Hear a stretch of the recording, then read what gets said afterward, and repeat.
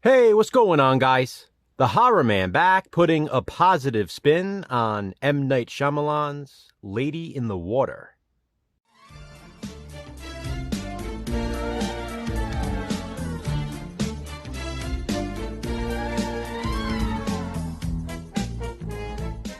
M. Night Shyamalan gets a lot of hate, and for that reason, Jason and I will be discussing quite a few of his films during this series. For those of you unfamiliar with Positive Spin, this is a series in which Jason from Horrific Nightmares and I discuss movies that are universally hated by the masses, and then tell you what we like about them. These are not meant to be review videos, and they are not meant to be debates.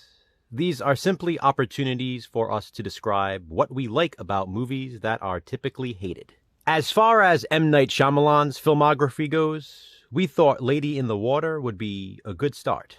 Lady in the Water was released in 2006, coming after Shyamalan's great success with The Sixth Sense, Signs, and even The Village. This movie was actually given a really big budget, and it shows.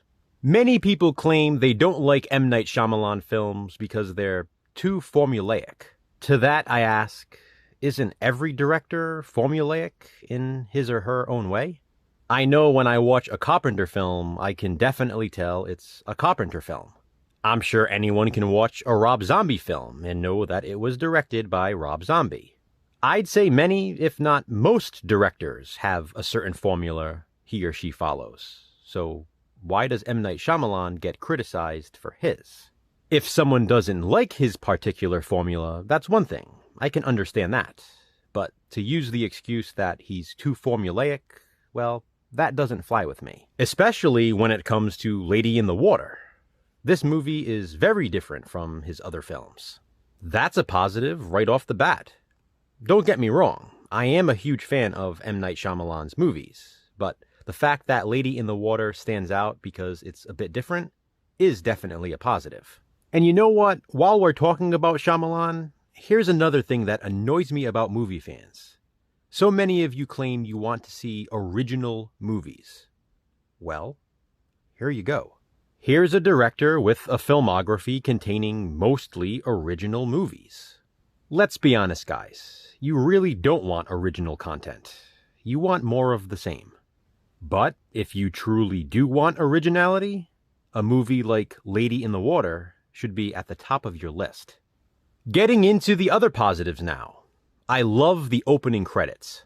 This movie is an adult fairy tale, so the introduction is very much told that way. The storytelling in the opening scene, along with the music, reminds me of the opening of Beauty and the Beast from Disney. I guess that makes sense, since that's also a fairy tale.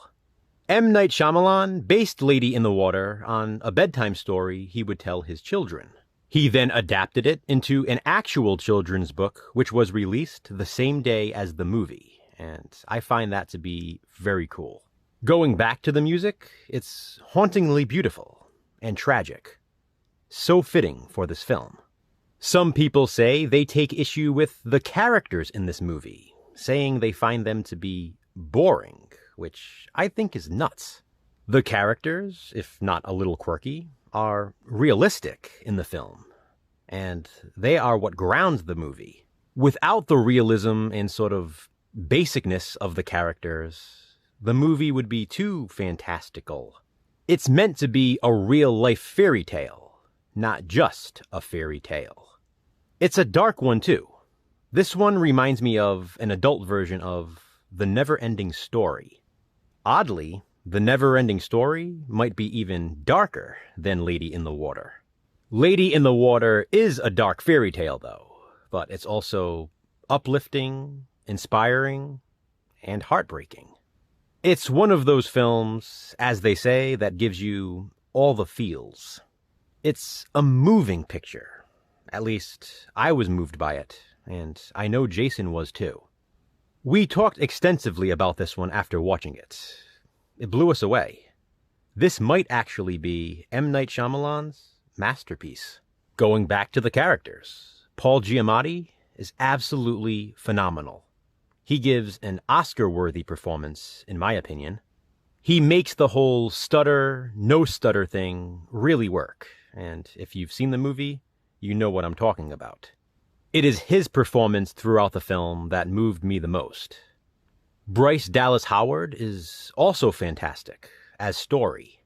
She's gentle and beautiful and endearing. As a viewer, you sort of become part of the storyline, wanting to help her, along with Paul Giamatti's character and the others. I love how the characters make the far-fetched fairy tale story so believable. M. Night Shyamalan, who usually makes an appearance in most of his own films, probably has the most amount of screen time in this one. That includes a very impactful scene involving him. It's truly touching, and, in my opinion, unforgettable. Bob Balaban is really funny, and I love his death scene. The creature effects in Lady in the Water look really good for its time. I really like the apartment building setting. Unlike most other M. Night Shyamalan films, there isn't a huge twist at the end of this one, but many twists and turns throughout. And about what I said about the viewer becoming one of the characters, the movie treats you as one. There is something mentioned earlier in the film that later on happens, and you might not even realize it at first. I don't want to spoil it, but it has to do with the pool and our view of something. Again, it all makes sense if you've seen the film. And you should see this film. Don't let the hate deter you. Don't let not being a fan of M. Night Shyamalan's other work deter you. Lady in the Water is a brilliant movie, and it's a shame so many claim to hate it. It's been a couple of weeks since Jason and I watched this, and it's been on my mind ever since. Give it a chance if you haven't. I personally love it, but you might not agree. After all, this is just my positive spin. Be sure to check out Jason's as well. Which hated film will we next give a positive spin? Check back soon to find out. Have you seen Lady in the Water?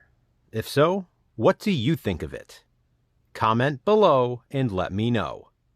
Thanks for watching, guys. Hit that thumbs up and be kind, subscribe.